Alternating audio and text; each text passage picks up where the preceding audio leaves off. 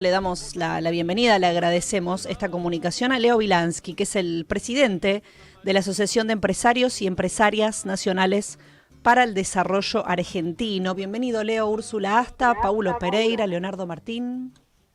¿Cómo estás, Úrsula? Muy Bien. buenos días, gracias por la invitación. Bueno, muchísimas gracias a vos. Queríamos hablar un poco en el marco del contexto en el que estamos, me refiero al contexto político, económico, claro, pero también en torno al debate sobre la ley bases que se discute en el Congreso. Y en primer lugar, respecto del sector que representás, que tiene que ver justamente con empresas nacionales, quería una mirada, un trazo tuyo, cómo vienen valorando la situación de las pymes, la situación de las empresas nacionales en la Argentina en este momento. Sí, ya hemos transitado casi 6 meses de gobierno eh, con nuevo presidente y nueva vicepresidenta, Javier Milei y Victoria Villarruel, Mm.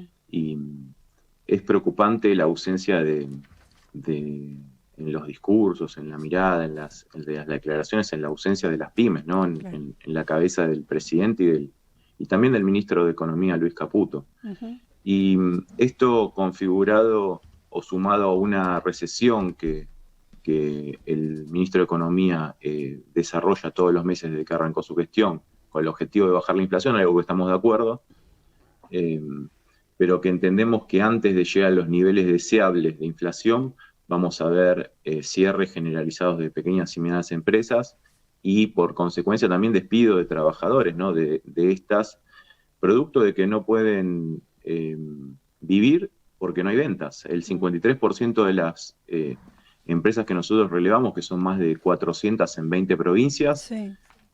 tuvo caídas de ventas en unidades mayores al 10%, al 20%, al 30%, es decir, significativas respecto al trimestre anterior. Mm. Considerando que hay un incremento de costos permanente, a pesar de que el IPC va reduciéndose o reduciéndose todos los meses, pero los incrementos siguen. Mm. eh, Se hace muy difícil que haya rentabilidad hoy sobre todo en un comercio que vive del mercado interno o que vive de los trabajadores. Mm. Pareciera ser que este es un proyecto político que, digamos, lo nacional no tiene lugar. No solo lo nacional, Úrsula, sino también, como te decía yo, lo doméstico. Claro. Están mirando solo un pequeño grupo de grandes empresas, obviamente, y después están esperando esta fantasía de que van a venir las inversiones extranjeras a salvarnos cuando estemos en el fondo del mar. Mm. Yo quiero que se entienda, para nosotros vemos que hay como dos instancias que está desarrollando el gobierno de Milei. La primera es la recesión, que Sí. es esta que estamos transitando, que tiene que ver con bajar la inflación y generar condiciones macroeconómicas para que los capitales de afuera vengan a especular a Argentina, que hoy ni siquiera con un presidente nuevo vienen porque demandan un marco legal distinto, ¿sí? Sin ningún tipo de injerencia de la justicia argentina, demandan una baja de impuestos como si vinieran a timbiar sin ningún tipo de corresponsabilidad o de beneficio para el país, Ujú. y eso es la ley bases. Entonces estamos viendo la recesión por un lado, que va a terminar en algún momento, pero después la transformación, que es lo que está buscando el gobierno de Milei con estas leyes en el Congreso, que no salen, ¿no? Claro. Y por eso estamos en un escenario técnicamente de incertidumbre Sí. total, porque no Sí. hay un plan a mediano plazo de cómo desarrollar Argentina. Mm. Claro. Leo, ¿cómo estás? Te habla Paulo. Acá miraba la página de ENAC, ¿no? De los empresarios, enac.org.ar, donde están los datos que vos referís, ¿no? A la encuesta Radar PYME del primer trimestre de 2024, ¿no? Acá dice que fue la participación de más de 400 empresas y de 21 provincias, ¿no? Yo miraba los datos y es impresionante. Ustedes hablan en un 25,5% de la caída en las ventas normales en relación al trimestre del año anterior, ¿no? Y unos 53,1% de las empresas tiene caída en ventas significativas, ¿no? Los números son tremendos. ¿Cuál es la salida del sector? ¿Cómo se están organizando ustedes para tener una perspectiva de futuro? Porque con lo que apunta acá la encuesta de ustedes es desolador. Sí, nosotros como organización empresarial lo que estamos haciendo es, por un lado, advirtiendo que los números de performance de las empresas son malos, como para que el ministro de Economía contemple que esta recesión que él está generando va a generar daños colaterales que después van a ser irreparables. Eso por un lado. Y por otro lado, que es lo más grave y a lo que más riesgo nos propone a futuro, es frenar la ley bases y declarar la nulidad del decreto 70-2023, que es lo que viene a transformar el futuro. Viene a transformar el mercado, a generar condiciones para que las empresas extranjeras hagan negocios y nosotros la veamos de afuera. Claro. Cuando yo digo la veamos de afuera, digo, vos si querés poner un comercio, vas a poner un comercio y hasta tal vez te baja un impuesto, pero no va a pasar un trabajador con plata en el bolsillo frente a tu local, ni aunque le regales la mercadería. Y los negocios que vamos a ver florecientes y que vamos a ver los diarios llenos de grandes titulares van a ser, se están llevando el litio del norte, se están llevando los granos, se están llevando el petróleo, se está llevando el gas, se está llevando el oro, se está llevando la carne. Y esa Argentina económica vive un grupo muy chiquitito de argentinos, 20 millones, 17 millones. Entonces, esta es la mirada de país a la que Milei se está aproximando. Fíjate que hoy ayer se juntó, mejor dicho, con una docena de empresarios españoles. Sí. Yo no reconozco en los últimos 20 años o 40 años una empresa española que no haya tenido una demanda de corrupción, que no hayan terminado los CEOs en prisión. Recordemos que los españoles compraron aerolíneas por €1 y después terminaron en prisión en España. ¿Sí? Esas son las inversiones que promueve la RIGI que está en el Senado. Por eso a los senadores, atentos, porque las pymes que se cierren van a recaer sobre sus espaldas, ¿no? Leo, te saluda tu tocayo Leonardo Martín. Te consulto justamente por el RIGI, ¿no? Que este régimen de incentivo a las grandes inversiones, porque está en debate. ¿Cómo lo explicarías sencillamente para un oyente?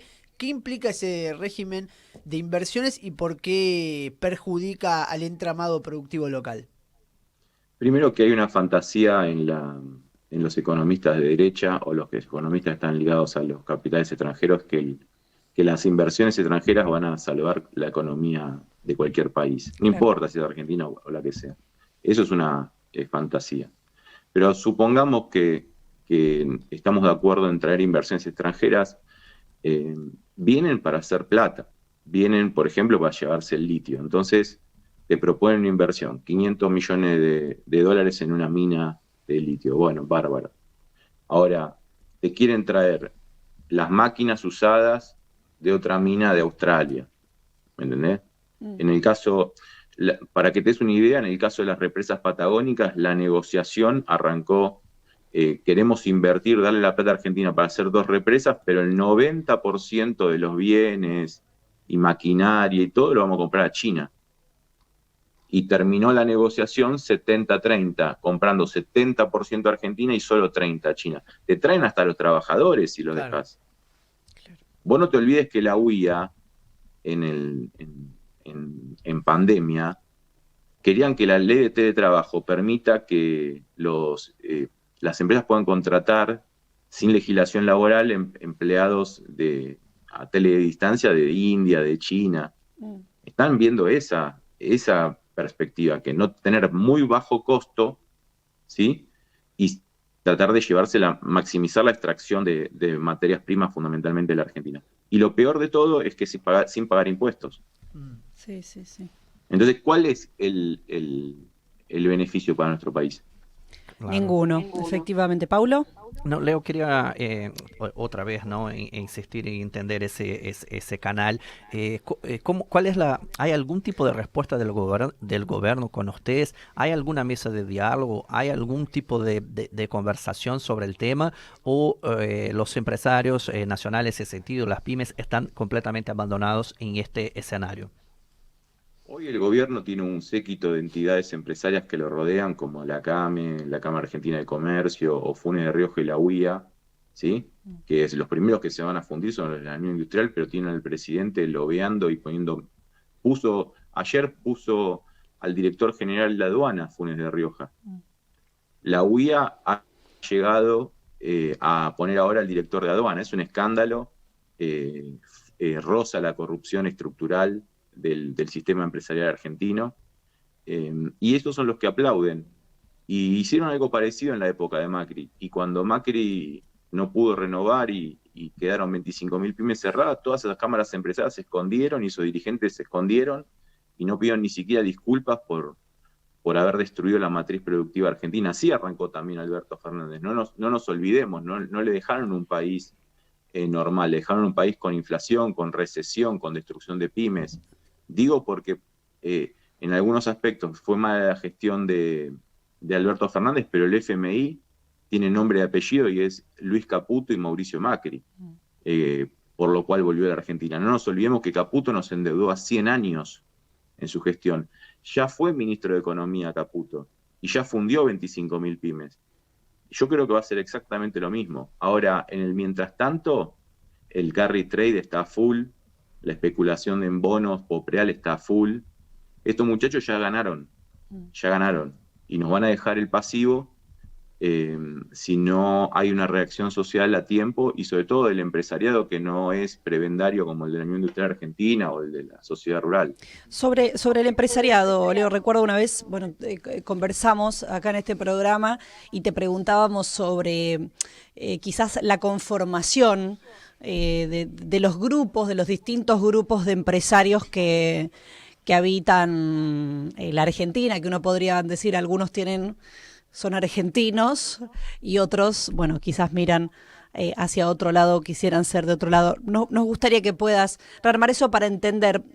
Te referías a la situación política y uno, claro, se pregunta, ¿y cuál es la capacidad o cuál es la conciencia que existe en alguna parte del empresariado nacional que efectivamente tiene un futuro de destrucción si estas políticas continúan?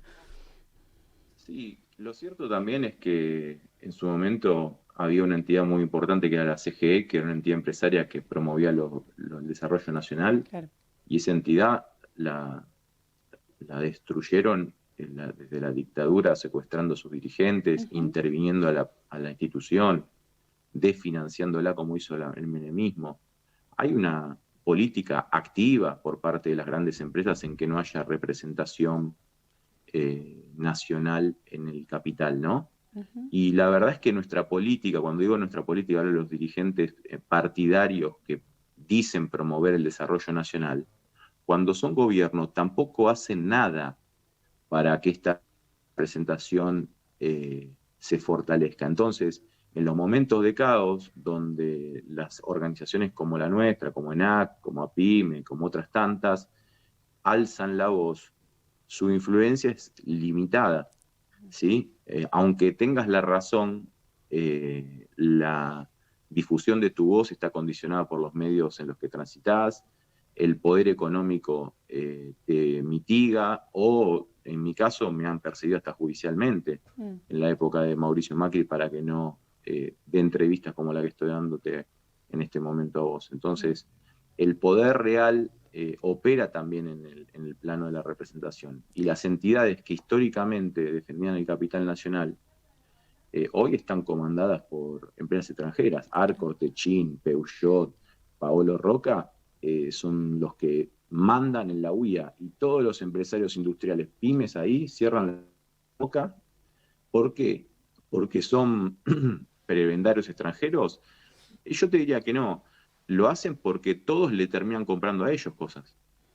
Pero Arcor tiene el monopolio del cartón. Cuando decís le compran a ellos, acero. ¿Hay algún tipo de presión de, no te vendo a vos, algún empresario que a lo mejor quiere elevar la voz y aparece estas empresas de insumos difundidos y le dicen, no, a vos no te vendo o te vendo en otras condiciones? ¿Ocurre algo así?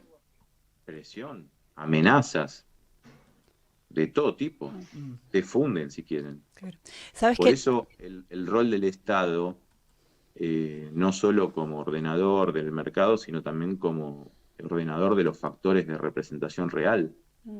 Hoy el Estado está cooptado por funcionarios de la UIA que están garantizando que también plata del erario público vaya a esa institución o a sus mandados. Claro.